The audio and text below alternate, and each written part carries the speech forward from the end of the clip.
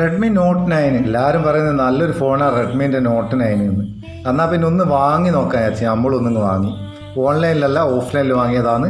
അതിനെക്കൊണ്ട് ഇത് വാങ്ങിയതിനുള്ള ലിങ്കൊന്നും നമ്മളെത്തില്ല കേട്ടോ. 14,599 റുപ്യ. അതിൻ്റെ കൂടി ഇപ്പോൾ ഒരു 650 റുപ്യൻ്റെ ഒരു വർഷത്തേക്കുള്ള സ്ക്രീൻ പ്രൊട്ടക്ഷൻ വാറണ്ടി ഉണ്ട്. അത് എക്സ്ട്രാ കൊടുക്കണം. അപ്പോൾ ഇതാ നമുക്കിതൊന്ന് അൺബോക്സ് ചെയ്ത് നോക്കാം. ഇതിൻ്റെ ഒരു റിവ്യൂ അല്ല, അൺബോക്സിങ് മാത്രം. കാരണം എന്താ വെച്ചാൽ ഇത് ഒരു റിവ്യൂ തരണമെങ്കിൽ നമ്മളിതൊന്ന് ഉപയോഗിച്ച് നോക്കണ്ടേ. അപ്പോൾ ഒരാഴ്ച ഉപയോഗിച്ചതിന് ശേഷം നമുക്കിതിൻ്റെ ഒരു ഫുൾ ഡീറ്റെയിൽ റിവ്യൂ തന്നെ ഇടാം.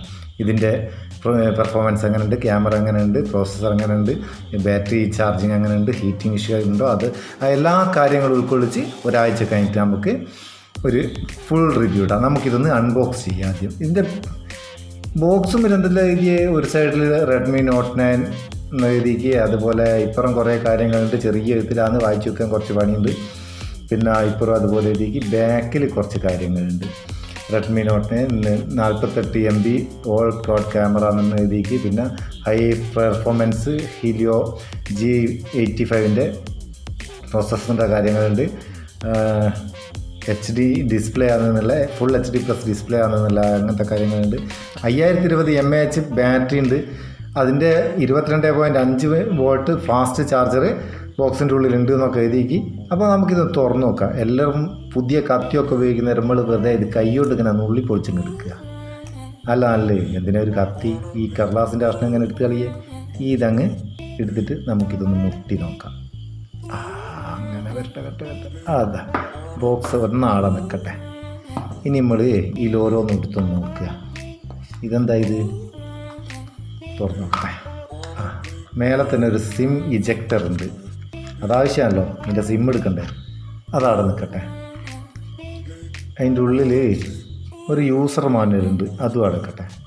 പിന്നെയുള്ളത് എന്താ, ഒരു കേസ്, ബാക്ക് കവർ.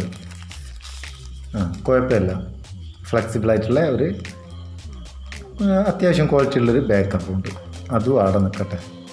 ഇനി നമുക്ക് ഫോൺ എടുക്കാം.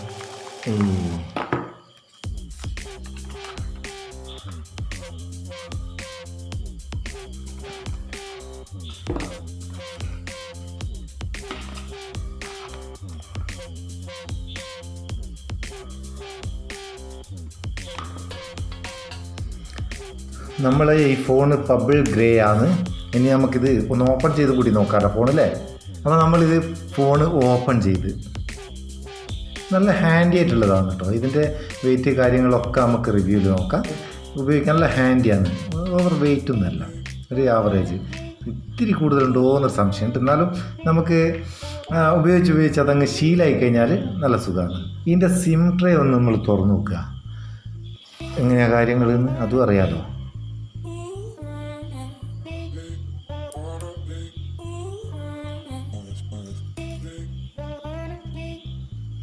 ഇത് ഇച്ചിരി നീണ്ട സാധനം കേട്ടോ. 2 സിമ്മും ഒരു SD കാർഡും ഒരേ സമയത്ത് നമുക്ക് ഉപയോഗിക്കാം. ഈ ഫോണെന്ന് പറയുന്നത് 4 GB 128 GB വേരിയൻ്റാണ്. അപ്പോൾ ബാക്കി കാര്യങ്ങളൊക്കെ നമുക്ക് റിവ്യൂവിൽ നോക്കാം. അല്ലാണ്ട് നമ്മളിത് ഉപയോഗിക്കാണ്ട് വെറുതെ ഫോൺ തുറന്നിട്ട് ഇത് ഇങ്ങനെയാണെന്നും പറഞ്ഞിട്ട് നിങ്ങളിത് വാങ്ങിക്കുമെന്ന് പറഞ്ഞാൽ ആ ഒരു സുഖമില്ല.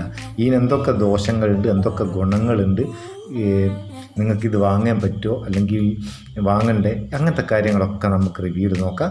ഇത് ജസ്റ്റ് അൺബോക്സ് മാത്രമാണ് ചെയ്തത്. വീഡിയോ നിങ്ങൾക്ക് ഇഷ്ടപ്പെട്ടിട്ടുണ്ടെങ്കിൽ ലൈക്ക് ചെയ്യുക, നമ്മുടെ ചാനൽ ഇതുവരെ സബ്സ്ക്രൈബ് ചെയ്യുക, റിവ്യൂവിന് വേണ്ടിയിട്ട് വെയിറ്റ് ചെയ്യുക. നമുക്ക് അടുത്ത വീഡിയോ നല്ല സെഗ്മെൻറ്റ് കാണാം. നിങ്ങളുടെ സ്വന്തം Muthus Meppayur. Thank you so much.